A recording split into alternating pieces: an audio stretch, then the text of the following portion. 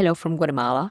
I'm still in Antigua, and I decided to make a video before starting with exercises that I've been teaching in a mental performance workshop at Fighting Academy, Macua, here in the core center of Antigua, Guatemala. And so that the students can follow the ideas that we had, I hope that the sound is better than in the past two videos. Otherwise, let me try to find a microphone next week. So just an experience of how your environment can impact your breath, independent of how aware you are, how many exercises you may be doing. There is different layers to environments that we can focus on.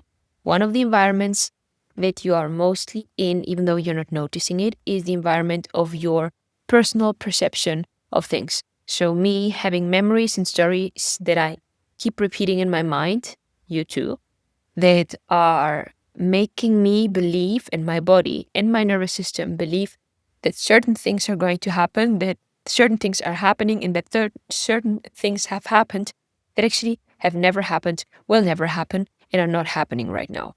But because of the stories that my body has stored, the stories that I tell myself, and the things that I imagine, I am creating scenarios, consciously, unconsciously, and memories, consciously, unconsciously, that are creating certain biochemistry and also certain movement patterns that are very, very small, very, very hidden inside of my mind, my behavior, my body, and so also in my movements, not only in my organs. Nevertheless, there's, besides this imagination and the projection that I create with my mind, with my thoughts, with my unconscious feelings and projections of my present, past, and future, there is the material reality environment, as in there's a painting on the side, there's a white wall on my back, there is a sofa in front of me, etc., etc. Okay? So there is an environment that my body will perceive as dangerous or as safe. And despite the environment that is surrounding me, that is very close to me, like the sofa, the chair, the wall, the painting, all these things have an impact to me in relation to the memories that I have to these things. But there is also,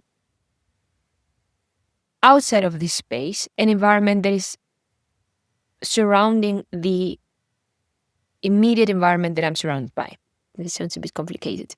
But what I mean is, if I'm living in a street that is very stressful and has a lot of loud noises happening outside of my window, unconsciously, that's going to be happening also inside of me, because I'm hearing the sounds of the streets.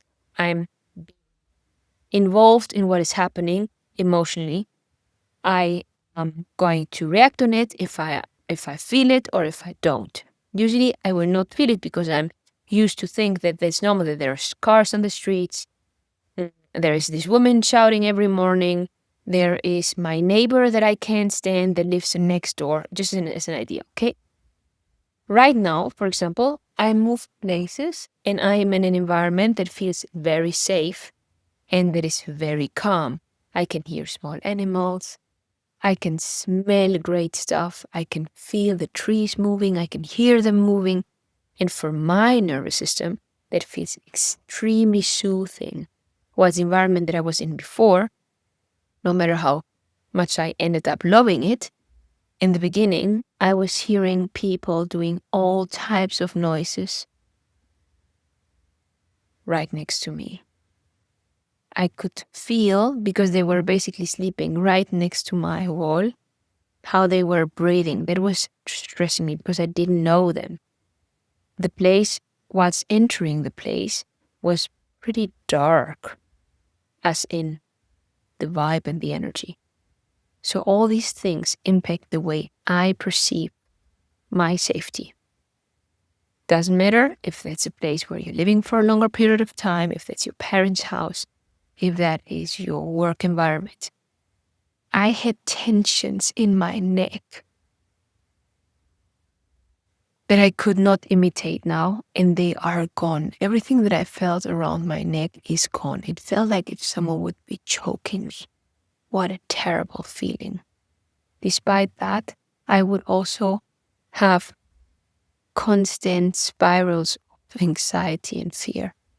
And I swear by God, since I arrived here, all of these symptoms are gone.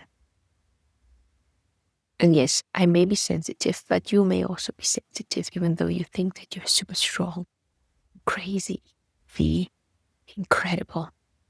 So, just as a matter of fact, observe your environment, observe how it impacts your breath, observe if there are places where you can breathe freely, observe if there are places that you remember where you could breathe freely, where you didn't have an allergy, where everything felt all right in your life.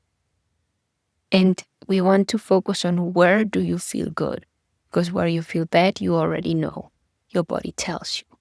I wouldn't have had the chance to move out of there so easily if I was living there, which would mean that my health in the next couple of months would have gone even more downhill than it already did. After 2 days, I felt incredibly bad.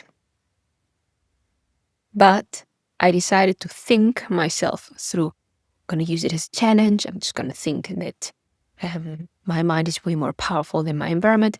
The amount of stress that I felt, and it's nothing to do with, oh, I didn't like the place, it didn't look beautiful. No, it felt negative and threatening. Not good. Not good at all. So again, also in relation to other stories that I didn't record because they were a bit too intimate and I was working through trying to survive in the past couple of weeks. The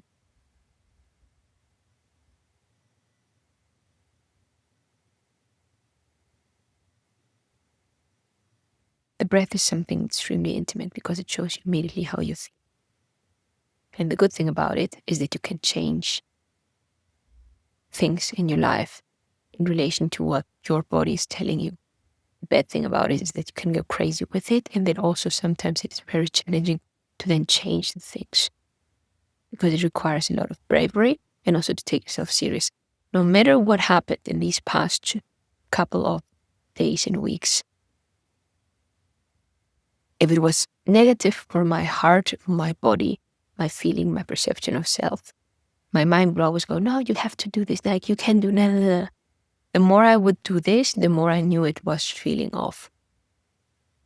So if you are also one of these people that tries to push through the mind, whilst the body in resting periods is feeling threatened, not because you're a psycho, but because your environment is not healthy for you,